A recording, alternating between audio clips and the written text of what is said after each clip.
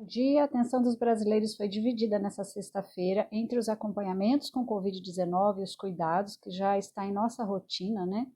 E a polêmica divulgação do vídeo da reunião ministerial que aconteceu dia 22 de abril, divulgado pelo STF a pedido do ex-ministro Sérgio Moro. Então, segue de notícias.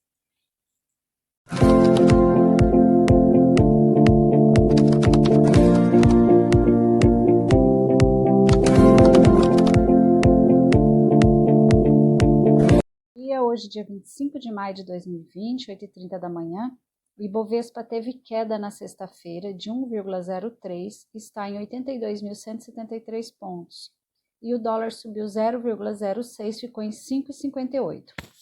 A repercussão sobre o vídeo da reunião ministerial divulgado pelo STF, como isso cabe assim uma análise mais subjetiva quanto ao conteúdo desse vídeo, nós sentiremos hoje o comportamento do mercado e as consequências, positivas ou não. Porque, para opositores, o presidente cometeu crime, demonstrou despreparo, incompetência, e para aliados, as imagens mostraram que Bolsonaro é sincero, preocupado com o país, que mostrou exatamente o que ele é, tanto nas ruas, em público, como em quatro paredes com seus ministros. Por isso eu mostrarei aqui a fala de duas pessoas que pensam diferente. Porque temos seguidores de diferentes opiniões, também de outros países, eu prefiro respeitar isso e passar os fatos para vocês analisarem. Bom, primeiro é do ex-ministro Sérgio Moro. Ele disse, abre aspas, a verdade foi dita, exposta em vídeo, mensagens e depoimentos, comprovada com fatos posteriores, como a demissão do diretor-geral da Polícia Federal e a troca da superintendência no Rio de Janeiro. Quanto aos outros temas exigidos, cada um pode fazer a sua avaliação, fecha aspas. A fala de Jorge Oliveira, que é o ministro da Secretaria-Geral da Presidência, abre aspas, conteúdo divulgado, conexo com o inquérito, apenas expõe que o presidente Jair Bolsonaro com palavras não polidas, buscando o melhor para o Brasil. Em outros governos, quem falou bonito, aí 4 pontinhos, nosso povo. Para explicar melhor o ocorrido, essa tão falada reunião ministerial aconteceu no dia 22 de abril com o tema coronavírus e teve a participação do ex-ministro Sérgio Moro, quando ainda atuava na pasta da Justiça, e esse vídeo foi divulgado pelo STF a pedido do ex-ministro pelo motivo de acusação de que o presidente estava tentando interferir na Polícia Federal. O ministro Celso de Mello manteve em sigilo as falas que citavam outros países, né, para evitar assim, crises diplomáticas. E na sexta, o mercado estava se comportando com uma pequena queda em torno de 0,5, um pouquinho antes da divulgação da notícia. E após vir a notícia de que seria divulgado o vídeo, essa queda foi aumentando rapidamente, mas como já estávamos no final do dia, no final do fechamento do mercado, não sentimos tão fortemente isso. E notícias da semana, na sexta-feira a Secretaria da Saúde do Ceará, que foi um estado muito afetado pelo coronavírus, divulgou a informação de que os números estão reduzindo bem, tanto de mortes como de números de atendimentos de pacientes com Covid-19, e segundo o titular da secretaria, que é o Sr. Carlos Roberto, e a sua equipe, durante coletiva, essa redução pode ser atribuída a melhoria nos protocolos das unidades hospitalares e a entrada de atenção básica com protocolos de atendimento mais precoces, regras mais rígidas de isolamento social, que inclusive foi prorrogado até 31 de maio. Lá no Ceará, até sexta, já haviam registrados 1.503 óbitos, e eles estão com uma taxa de 6,9%, recuperados 19.069 em todo o estado. Na Espanha, um dos países mais atingidos na Europa, né, entrou em vigor na quinta-feira, dia 21, uma lei mais rígida do continente sobre o uso da máscara de proteção. Todas as pessoas com mais de 6 anos de idade são obrigadas a usá-las em lugares públicos. E o primeiro-ministro Pedro Sánchez, ele pediu nesta quarta ao parlamento para estender até 7 de junho as medidas de emergência. No Brasil, estamos até sábado com 22.013 óbitos, 347.398 contaminados e recuperados 142.587. Medidas de distanciamento social e de políticas públicas, elas, assim, de proteção, né, são determinadas por cada estado, conforme o governo acordou. Até vou citar aqui um exemplo de uma cidade, a cidade de Matupá, no Mato Grosso. Ela fica lá no norte do Mato Grosso, ela tem aproximadamente 15 mil habitantes. Eles têm até agentes de saúde que vão até as residências para fiscalizar o devido cumprimento das medidas.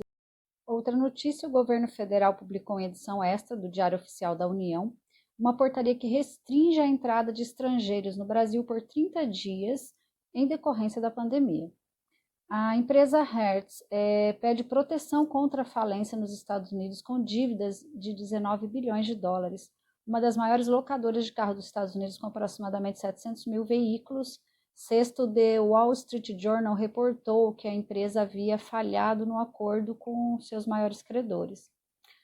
Oxford convoca 10 mil pessoas para testar vacina contra a Covid. Vacina chinesa tem boa avaliação, mas a análise termina esse ano. A primeira rodada de testes em humanos de uma possível vacina contra o Covid-19 mostrou resultados preliminares animadores, segundo um estudo publicado na sexta na renomada revista científica The Lancet. A empresa listada no Ibovespa, que vamos falar hoje, é a Petrobras. A sigla do papel é PETR4. Hoje valendo em torno de R$18 a ação. O Dr. Roberto Castelo Branco, que é presidente da empresa, ele está lá desde janeiro de 2019. Ele foi entrevistado na live do Banco Safra por Jean-Marc Dreyer. Ele é o head do setor de investimentos da área de óleo e gás. Perguntado sobre a estratégia que a companhia vinha assim com muito foco na redução de endividamento e no projeto do pré-sal. O Dr. Roberto disse que a indústria do petróleo sente uma de suas maiores crises nos últimos 12 anos. Com a redução drástica da demanda e diminuição de preços, né? As demais crises foram em 2008 e 2014, sendo agora de forma bem mais severa, porque ainda estava com as consequências da corrupção que sofreu. Eles têm planos de desinvestimentos grandes, né? E esse planejamento não mudou esse ano, apesar da grave recessão global. Em respeito a novos projetos que estão fazendo, eles estão fazendo uma revisão completa em todo o portfólio. E falando sobre o novo cenário para o próximo ano, ele acredita numa recuperação global para o próximo ano, porém lenta e, consequentemente, lenta também a recuperação pela demanda de petróleo. E conforme ele disse, temos que nos preparar para conviver com preços mais baixos do que esperávamos, né, até fevereiro, que esses preços ainda vão se ajustar até se firmar em $50 por barril. Que a companhia também continua crescendo, mas de forma mais saudável. Outro aspecto importante é a redução de custo de capital. Apesar de que no ano passado eles já conseguiram abater 24 bilhões de dólares de dívidas, ainda tem uma dívida grande, de 89 bilhões. A meta é que reduza essa dívida para 87 até o final desse ano. A providência número 1, segundo ele, está sendo preservar a saúde dos quase 45 mil empregados. Eles estão ampliando muito em tecnologia. Já foram testados 13 mil empregados para o home office. Outro ponto é que continua a estratégia de corte de custos, conforme ele disse, tendo custo baixo. Em um ciclo de alta, a empresa ganha dinheiro, e no ciclo de baixa ela sobrevive. Então, custo baixo e alavancagem baixa são pontos muito fortes para a empresa. E a última estratégia, conforme ele mencionou, é a meritocracia. É um sistema de remuneração variável que eles estão criando na companhia, assim, uma cultura de geração de valor. Falou muito sobre o respeito às pessoas, ao meio ambiente, o foco na segurança das operações. E quanto à situação atual, na visão dele, ele acredita que a nuvem de incertezas irá desaparecer assim que tivermos uma vacina contra o Covid-19. E minha frase para a semana a única coisa que se coloca entre a pessoa e o que ela quer ser na vida é meramente a vontade de tentar e a fé para acreditar que aquilo é possível. Richard Devos.